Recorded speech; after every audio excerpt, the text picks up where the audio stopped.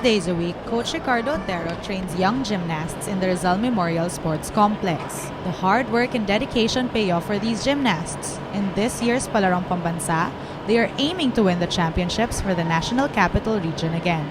Yung mga goal namin, makarating sila sa nationals, makapag-compete sa international level, at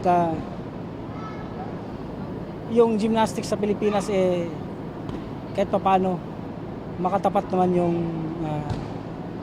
unang target is SEA Games, Asian Games, then susunod-sunod na. 12-year-old Carlos Yulo trains in this group.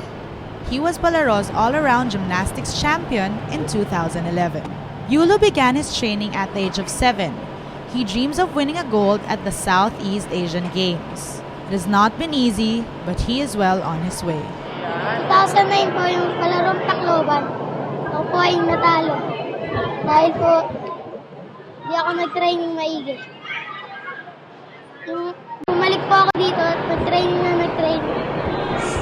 Yung 2011, May 20, sa Zamboanga, nanalo po ako. Champion. Sa susunod na palaro, sana po maging champion ako.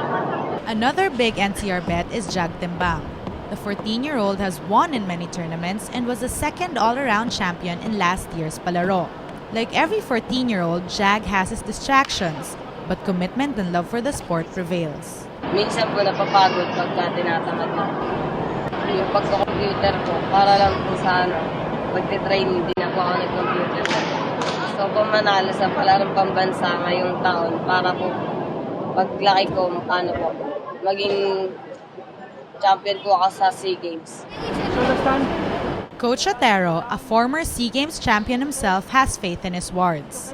Even from the start, he has recognized the potential in the two gymnasts. At the end of the day, Carlos and Jag are still kids, and this makes their achievements a greater feat. Isa Rodriguez, Rappler, Manila.